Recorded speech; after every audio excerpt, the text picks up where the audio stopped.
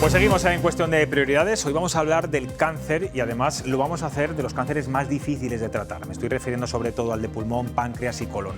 En septiembre, prestigiosos biólogos, médicos, farmacéuticos de todo el mundo se reunieron en Salamanca para abordar un cambio de paradigma en el manejo de los cánceres afectados con mutaciones de la familia de los genes RAS, es decir, los que empujan al cáncer. El 30% de este tipo de pacientes sufre esta mutación y suelen estar asociados a un mal pronóstico. De hecho, hasta 2021 no tenían tratamiento personalizado. Bueno, pues mañana se vuelven a reunir en el Centro de Investigación del Cáncer en Salamanca para informar de algunas novedades a la sociedad y a los protagonistas, en presentarlas. Además, les tenemos hoy aquí, ambos son investigadores de este importante centro. Ellos son Esther Castellano y David Santamaría. ¿Qué tal? Buenas noches. Hola, buenas noches. Se han comprometido conmigo a que van a utilizar un lenguaje sencillo para que todo el mundo les podamos entender. Bueno, gran número de investigadores llevan años buscando la manera de desactivar precisamente estas proteínas en fármacos. Muchas veces ha sido infructuosa porque bueno, pues no tenía buenos resultados en algunos pacientes. Ya hay ensayos clínicos bastante exitosos, pero contadnos, ¿en qué momento estamos? ¿En qué estadio estamos ahora mismo? Pues ahora mismo en RAS en concreto estamos en un momento muy dulce, en el cual para un tipo de pacientes con una alteración concreta ya no estamos en ensayos clínicos, ya hay tratamientos que están aprobados para estos pacientes. Aquí en España aún no, pero sí que fuera, en Estados Unidos y en otras partes de Europa, en otros países de Europa ya están aprobados.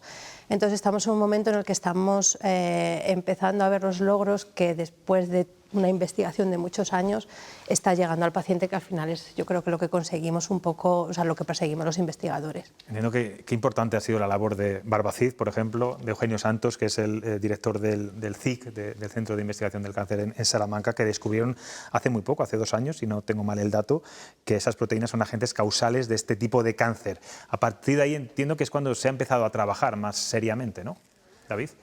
Sí, bueno, me temo que tienes un fallo con la fecha, porque fue hace 40 años. Ah, vale, bueno. De hecho, sí. fue realmente un cambio de paradigma. Por aquella época no estaba claro, ni muchísimo menos, que alteraciones genéticas pudieran ser la base causal del cáncer. Y este descubrimiento, aparte de ser un incremento en el conocimiento básico y científico, fue un cambio de paradigma, ¿no? Que se conocían las mutaciones, se conocían los culpables y, por tanto, se conocían las dianas que había que abordar farmacológicamente. Y han sido estas 4 décadas, que puede parecer mucho tiempo, pero en ciencia el tiempo pasa muy rápido. Estamos hablando sobre todo de pulmón, de páncreas y también colorectal, ¿no? Fundamentalmente. Sí. Bueno, realmente la presencia de las mutaciones RAS en estos tipos tumorales no es equivalente. En páncreas prácticamente la mayoría de los pacientes tienen mutaciones en RAS, en pulmones aproximadamente un 30% y en colorectal pues por el estilo. ¿Y cuánto tarda en llegar este tipo de investigaciones, de ensayos a los hospitales? Que es la pregunta que se hace mucha gente, porque entiendo que habrá mucha gente que nos esté viendo, que se sienta ahora mismo, que esté desahuciada, que diga, sí, hombre, hay una puerta abierta, ¿no?, hacia mi enfermedad. Sí, lo normal, lo estándar, estamos hablando de entre 10-15 años desde que encontramos una molécula, un fármaco que en ensayos podría, o sea, en nuestro laboratorio podría dar lugar al desarrollo de un fármaco, hasta que se hace todo el desarrollo clínico, hasta que llega el paciente, estamos hablando de 10-15 años. En el caso de RAS, de esta molécula, que como hemos dicho es para un tipo concreto, o sea, no es para todas las personas, porque RAS puede mutar en muchos residuos, se pueden alterar distintos residuos, y esta molécula ha sido para uno en concreto. Entonces, aquí sí que es cierto que ha ido todo un poquito más deprisa, y estamos hablando que el primer artículo en el cual Kevan Shokat, un investigador de Estados Unidos, describió una pequeña oquedad en la molécula de RAS en la cual se podría incorporar un inhibidor, una droga, un tratamiento, hasta que se ha aprobado por la FDA han pasado 8 años. O sea, el artículo es del 2013 y la molécula se aprobó por la FDA en el 2021. Cuando vemos los ratones, Esther, sí, en los ensayos, cuando esto luego se lleva a la práctica, cuando cristaliza, es una eternidad, ¿no? Para vosotros muchas veces era una eternidad. Es una eternidad porque nosotros también, tienes que pensar que nosotros sabemos que detrás de nuestra investigación hay vidas que están puestas en peligro, lo que tú dices, hay vidas que están desahuciadas. Y nosotros como científicos lo que queremos es dar una esperanza al paciente. pero tenemos que ser pacientes, o sea, tenemos que tener mucha paciencia porque no es una cosa de un día para otro. Estamos hablando si vemos un efecto en ratones, aún así no quiere decir que luego vayamos a poder llegar a humanos. Hay muchas cosas que se nos quedan en el camino, pues porque no se encuentra una molécula que cumpla con las características necesarias para ser tolerada por los pacientes. Entonces muchas veces hay que abandonar en un estadio 1, estadio 2 de ensayo clínico. Por ejemplo, la falta de fármacos, ¿eso se debe fundamentalmente a la falta de financiación muchas veces, de investigadores? ¿No tiene absolutamente nada que ver con estas dos condiciones? Bueno, son en parte una consecuencia directa de la falta de investigación y la falta de investigadores. Evidentemente, a mayor fuerza, a mayor empeño, estos plazos se acortan.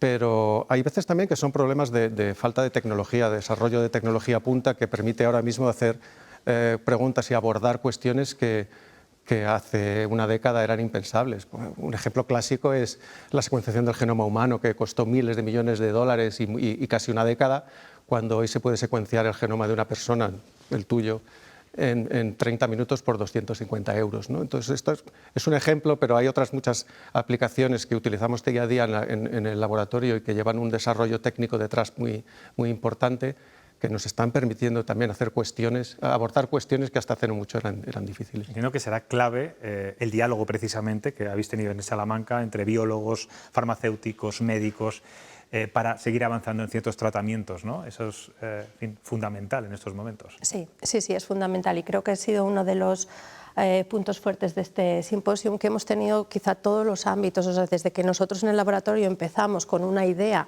que muchas veces no sabes hasta dónde la vas a poder desarrollar, y un poco hablar con los clínicos, cuáles son las necesidades de los pacientes, qué necesitan ellos para poder tratar a los pacientes, así como las farmas para ver un poco cómo pueden ellos desarrollar moléculas que se adapten a lo que nosotros hacemos en el laboratorio. La verdad es que el diálogo entre las tres partes creo que es fundamental para poder conseguir avanzar más deprisa. ¿Cuántas investigaciones se llevan a cabo durante años y años y finalmente luego no pueden cristalizar? ¿Hay muchos noes por el camino, más que síes? Yo diría que lamentablemente casi todos. Casi todos. Sí. Es una de las primeras cosas que aprendes en el laboratorio, de que una gran mayoría de los aprender experimentos... a frustrarse también, ¿no? Sí, bueno, a aceptarlo, ¿no? Que incluso experimentos bien diseñados, con una hipótesis de partida plausible y probable, acaban por no ser suficientemente concluyentes o simplemente no tener una potencia estadística lo suficiente como para poder afirmar que algo es probablemente cierto. En ciencia, por lo menos en nuestra ciencia, no hay verdades absolutas, ¿no? Hay conceptos más y menos probables. Y hay casos que se guardan en el cajón y luego se recuperan más adelante, que, en fin, por lo que sea, se pueden aplicar. Muchas veces es lo que ha comentado David antes, muchas veces lo que nos falta es tecnología y nosotros llegamos a un punto que en este momento es un callejón sin salida, pero que a lo mejor retomado dentro de 20 años, eso que nosotros hemos visto o que hemos publicado, porque nuestras investigaciones al final las acabamos publicando en revistas científicas, sirven de base para que otra persona con otros medios o incluso con otra visión se utilice, basando en nuestras investigaciones, den fruto para algo. Entonces yo creo que no hay nada en vano. Ambos sois expertos en cáncer de pulmón también. Hablabais, y me consta porque he visto alguna entrevista, sobre todo tuya, Esther, que decías que el cáncer de pulmón es el que menos se ha avanzado, que no se ha avanzado mucho y la supervivencia sigue siendo muy baja. ¿A qué se debe? Pues probablemente, el mayor problema no solamente de cáncer de pulmón, de estos cánceres que son tan agresivos, es que cuando se diagnostica en fases muy avanzadas. El tumor ha salido ya del pulmón, ha invadido otros órganos, pero estamos viendo... Porque suelen ser cánceres bastante silenciosos, ¿no? Suelen ser bastante... El páncreas, por ejemplo, da la cara muy tarde, ¿no? Exacto, porque además son síntomas que se confunden con otras cosas. O sea, el paciente viene con una tos, pues si es un invierno, pues puede ser un catarro, un dolor de espalda, pues todos pasamos muchas horas delante del ordenador, todos tenemos dolores de espalda. Entonces, cuando ya el médico de familia actúa y manda a lo mejor pruebas más específicas o te manda un especialista, el tumor ha salido ya del pulmón. Entonces está en otros órganos, se ha diseminado, ha formado metástasis y ya a lo mejor estamos hablando que ya es demasiado tarde. Entonces, una mejora de los diagnósticos también va a ayudar a una disminución, o sea, a un aumento de la supervivencia de los pacientes. Y que vayamos más al médico, quizá, o no. No sé si Sí, bueno, somos muy alarmistas diciendo esto. No, realmente se han hecho muchos estudios de cribados preventivos para enfermedades, por ejemplo, en pacientes de riesgo, por ejemplo, fumadores habituales, ensayos de prevención y de anticipación mediante diagnóstico por imagen.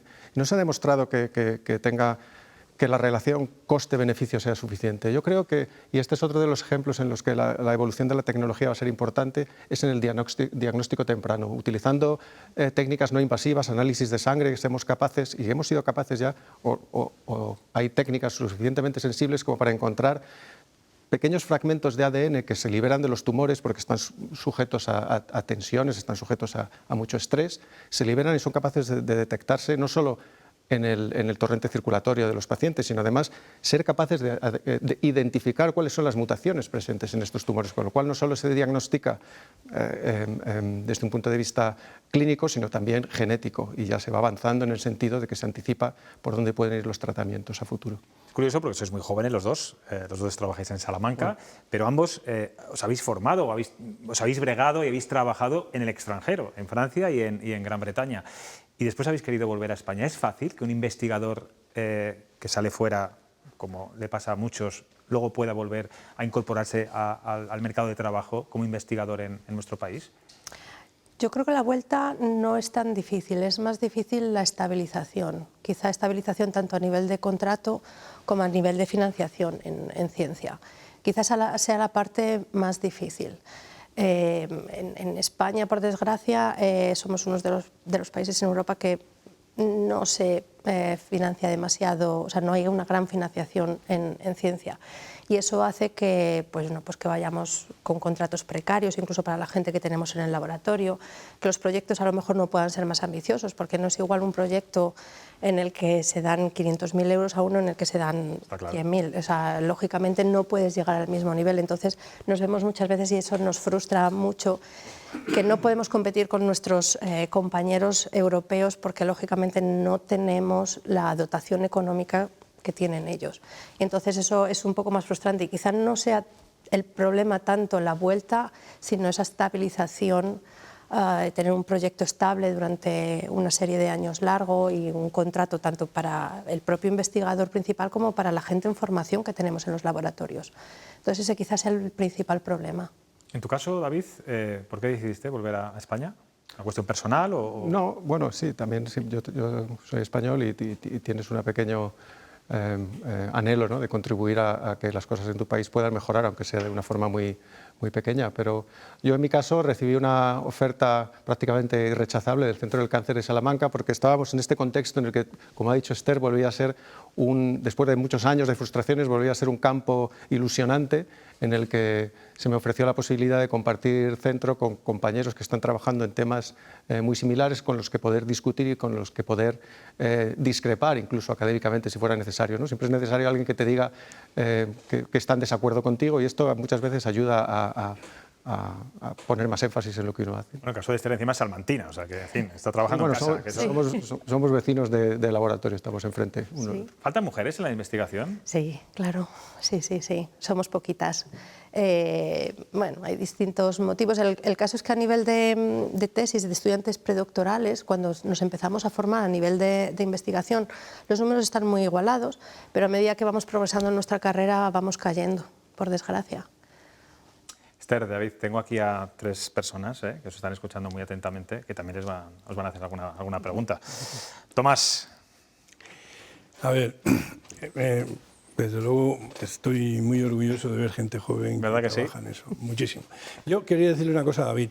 He sido consciente hace un momentín de lo viejo que soy, porque cuando has dicho lo de los 40 años me he acordado yo cuando me daba clases Margarita Salas, que nos explicaba que probablemente el origen de ciertos cánceres en mono podía ser genético. Y yo además coincidí en la tesis doctoral con Mariano Barbacín.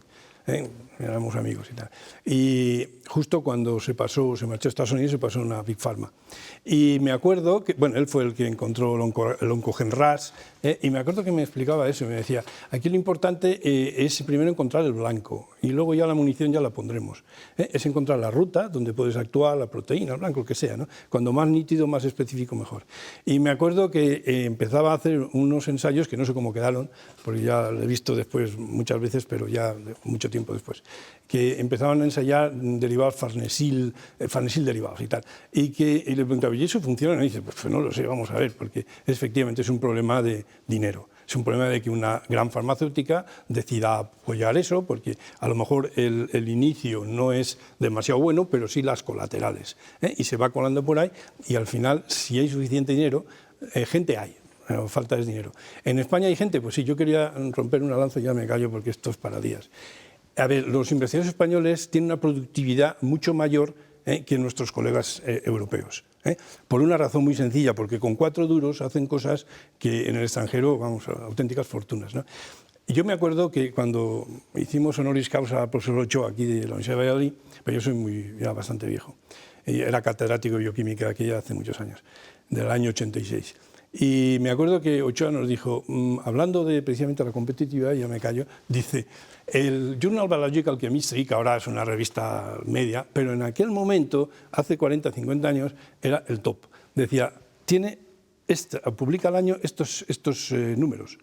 Dice, todos compiten ahí. Dice, si tú metes un artículo aquí, un alemán se va afuera. Y el alemán cobra muchísimo más que tú. Yo he estado en Alemania y sé lo que invierten, ¿no? Entonces, claro, a uno le da, a mí me da mucha pena oír hablar esto porque tiene absolutamente toda la razón, falta dinero, falta gente y del problema de estabilización. Yo que he tenido que ver con el tema de estabilización en el Ministerio, tanto en el Ministerio de Educación últimamente, pues sí que veo que es un auténtico problema, pero también una conciencia, y es que la administración no puede crecer logarítmicamente, exponencialmente. Quien tiene que dar el do de pecho es la empresa. O sea, hay que invertir muchísimo más dinero y implicar a las empresas, que es las que tienen dinero, porque si no llega un momento que los presupuestos no... Si tienes algo que aportar, porque no ha hecho una pregunta, ha hecho un argumento. Es que no quería preguntar porque yo eso lo conozco, vale. Y no quiero meterme en profundidades. Toda la productividad vuestra, ¿no? que es mucho más elevada que la del resto de países europeos. Bueno, sí, yo supongo que hay estudios en los que se mide la productividad con el ratio de inversión y la financiación, gasto, ¿no? Y la financiación por proyecto, efectivamente. Sí, antes lo que hablábamos de la estabilidad. El problema de la estabilidad no solo también se ve desde un punto de vista personal, ¿no? Todos estamos más tranquilos si tenemos un contrato indefinido, pero también permite ser más arriesgar más, permite ser un poco más exploratorio. Y es como las inversiones de capital riesgo, ¿no? En este momento es cuando pueden salir resultados que sean más inesperados. Tiene que haber un sueldo mínimo, dignidad laboral, ¿no? Sí, evidentemente, evidentemente. María José.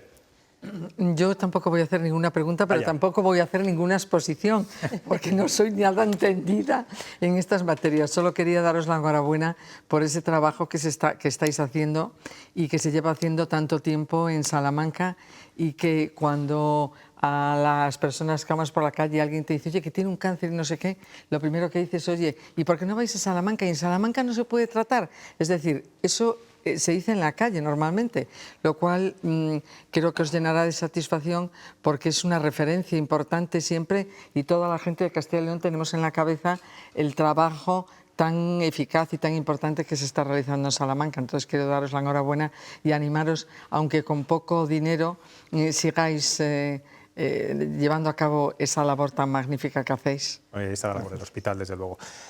Alberto. Yo sí voy a hacer una pregunta, porque alguien tenía que hacerla, ¿no? Bueno, yo os diría una cosa, Esther y David, ¿no? Que además de investigadores, sois un rayo de esperanza para mucha gente, ¿no? Para mucha gente que está padeciendo una enfermedad. Y hablabais de los cambios de paradigma como un elemento que abre nuevas posibilidades, nuevas puertas.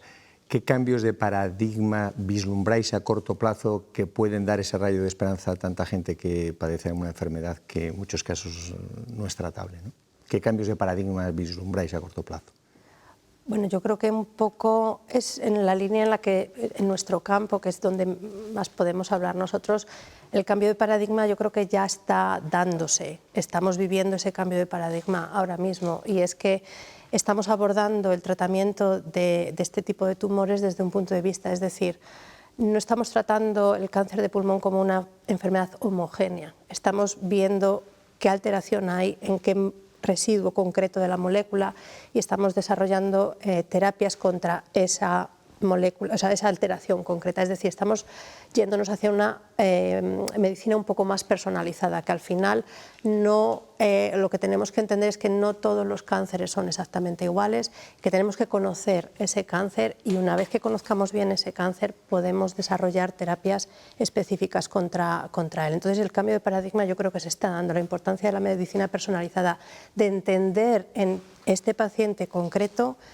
qué es lo que le está causando ese tumor, o sea, cuál es la alteración genética que está causando ese tumor. Porque si no la sabemos, podemos estar lanzando fármacos que son completamente inespecíficos, podemos estar teniendo respuestas parciales o temporales, pero quizá la respuesta vaya a ser mucho más larga si de verdad tratamos la alteración genética que realmente está causando esa aparición de cáncer.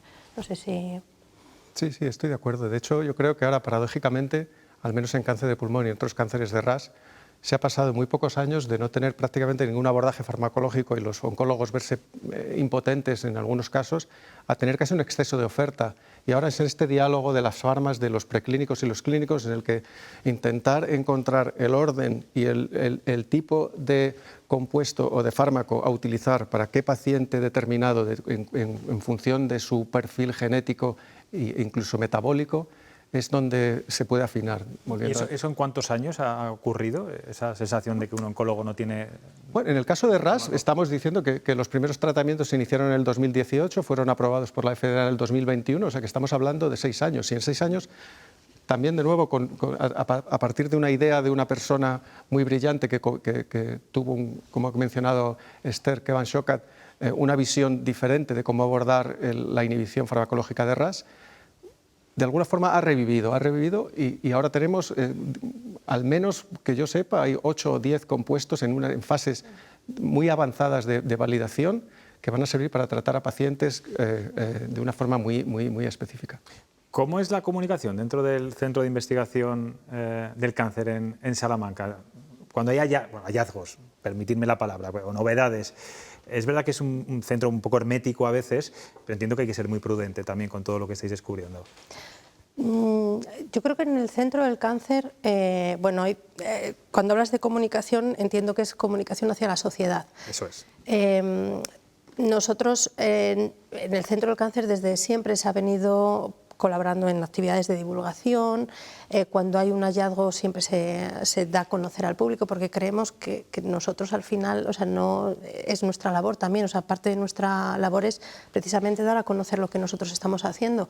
Entonces yo creo que desde el Centro del Cáncer siempre se ha tenido una política muy clara de que lo que nosotros hacemos tiene que repercutir en la sociedad. Entonces, pues con ruedas de prensa que se hacen cuando se nos da proyectos, no sé si ahora recuerdo, David es el líder de un proyecto de la AECC importante de 2 millones, se hizo una rueda de prensa cuando se le concedió. O sea, yo creo que siempre damos a conocer cuando hay ya no solamente una investigación que va a ser muy relevante con sus respectivas notas de prensa, comunicación a los medios, jornadas de divulgación como la que tenemos mañana en el centro, donde cualquier persona, cualquier ciudadano, además, exacto, ¿no? Cualquier persona, cualquier paciente, familiar de paciente, alguien que sea curioso puede venir mañana a las 6 de la tarde al Centro de Investigación del Cáncer y vamos a empezar esa jornada.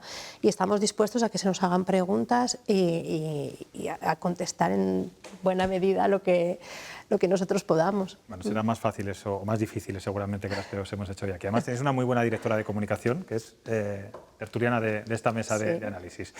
Pues David, Esther, gracias de verdad por estar aquí. Esther y yo además tenemos una cosa curiosa, que nos hemos reencontrado después de muchos años, nos conocíamos, ¿verdad? Y fíjate, nos habíamos perdido la pista y lo que es la tele. Hoy estamos aquí los dos. Me alegro mucho de veros. Igualmente, Gracias muchas gracias. Gracias.